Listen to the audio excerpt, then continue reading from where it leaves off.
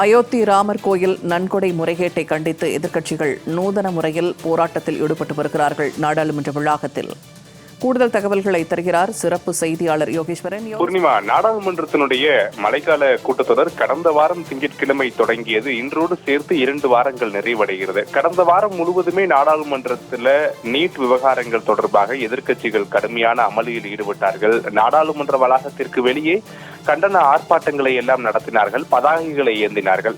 ஆனால் சமீபத்துல நீட் உள்ளிட்ட தேர்வு வினாத்தாள் கசியக்கூடிய விவகாரத்துல மத்திய அரசு புதிதாக ஒரு சட்ட திருத்த மசோதாவை கொண்டு வந்து 10 மணி நேரங்களுக்கு மேல் விவாதம் நடத்தி அதனை ஒருமனதாக மக்களவை மற்றும் மாநிலங்களவையில நிறைவேற்றி குடியரசுத் தலைவர் ஒப்புதலுக்காக அனுப்பிவிட்டனர். இந்நிலையில 2வது பெரிய பிரச்சனையை எதிர்க்கட்சிகள் கையில் எடுத்திருக்கிறார்கள்.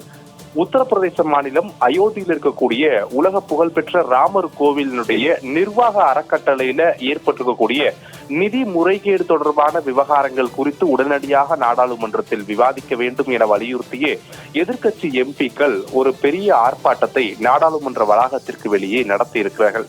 காட்சிகளை நீங்க பார்க்க முடியும். நாடாளுமன்ற வளாகத்திற்கு வெளியே எதிர்க்கட்சி எம்பிக்கள் எல்லாம் பதாகைகளை ஏந்தி ஆர்ப்பாட்டத்தில் ஈடுபடுகிறார்கள்.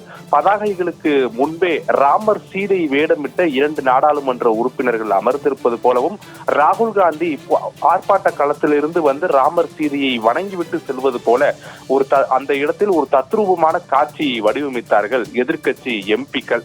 இது நாடாளுமன்றத்திற்கு வெளியே மட்டுமல்ல, நாடாளுமன்றத்திற்கு உள்ளேயும் எதிரொலித்தது. நாடாளுமன்றத்தினுடைய 2வது வாரத்தின் இறுதி நாள் இன்று காலை 11 மணிக்கு மக்களவை மற்றும் மாநிலங்களவையில கூடியது.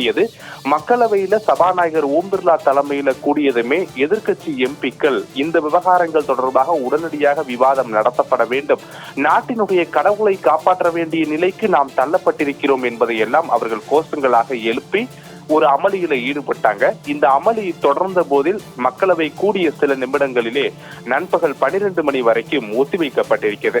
ஏற்கனவே இதே விவகாரங்கள்ல அயோத்தி அறக்கட்டளை நிதி முறைகேடு தொடர்பாக சிபிஐ விசாரணைக்கு உத்தரவிடப்பட வேண்டும் என நீதிமன்றங்கள்ல பல மனுக்கள் தாக்கல் செய்யப்பட்டிருந்தாலும் எதிர்க்கட்சிகளை பொறுத்தவரையிலுமே இதற்கு யார் பொறுப்பு என்பது குறித்து இந்த நேரத்தில் இந்த அவையில் விவாதிக்கப்பட வேண்டும். எனவே மக்களவையில் உடனடியாக இந்த விவாதத்திற்கு மத்திய அரசு தயாராகுங்கள் என்பதை வலியுறுத்திய எதிர்க்கட்சிகள் ஈடுபட்ட அமளியின் காரணமாக மக்களவை 12 மணி வரைக்கும் ஒத்திவைக்கப்பட்டிருக்கிறது. நீட் விவகாரத்தில் எதிர்க்கட்சிகளுடைய மிகப்பெரிய ஆர்ப்பாட்டம், போராட்டம் உள்ளிட்டவை காரணமாக அந்த மசோதா நிறைவேற்றப்பட்டு நாடாளுமன்றத்தினுடைய மக்களவை மற்றும் மாநிலங்களவையில நிறைவேறிய நிலையில் 2வது மிகப்பெரிய பிரச்சனையாக நாட்டில் இருக்கக்கூடிய அயோத்தி விவகாரங்கள் தொடர்பாக மீண்டும் எதிர்க்கட்சிகள் தங்களுடைய அமளியை தொடங்கியிருக்கக்கூடிய அதே நேரத்தில் விவாதத்தை கோரி ஆர்ப்பாட்டமும் நடத்த தொடங்கி இருக்கிறார்கள். பூர்ணிமா, தகவல்களை பகிர்ந்து கொண்டமைக்கு நன்றி யோகேஸ்வரன்.